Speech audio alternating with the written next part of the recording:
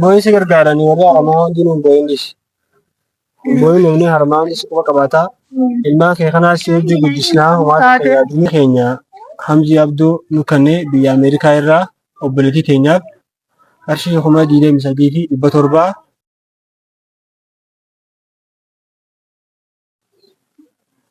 Urji, salam alaikum. Waalaikumsalam. Nagaa. Nagaa. Fayyaadha. Fayyaa. Jirta? Nagaa. Seenii danda'ama? Ni danda'ama. Teenyu? Seen. Hin beeku.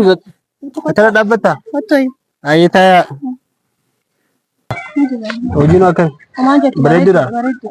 Har'a si ziyaaruu dhufne akkuma deengaddaan kana obboleettiin teenya takka imaanaa san galmaan keenyatti har'aas kunoo obboleessi keenya tokko Hamzii Abduu biyya Ameerikaa irraa akkamitti akka dalagattee akkanatti danda'uu akka dandeessee ilmaan meeqa akka guddisuu jirtu. Duraan dursee alhamdulillah rabbil alamin. Kanaan dhaga'uu isaatii fi waan kana hunda agarsiisuudhaaf rabbi alhamdulillah rabbi galanii agawachaa.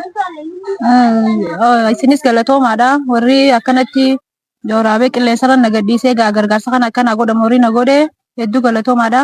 Rabbiin ka'ee isiniif haa yaadu. Abdoon hin beeka. Hamzii Abdoon hin beeka gaafa inni taphataa kubbaatiin beeka isaa duraanii. Hamzii hedduu haa galatoomu. Hedduu haa galatoomu. Rabbi haa godhuuf.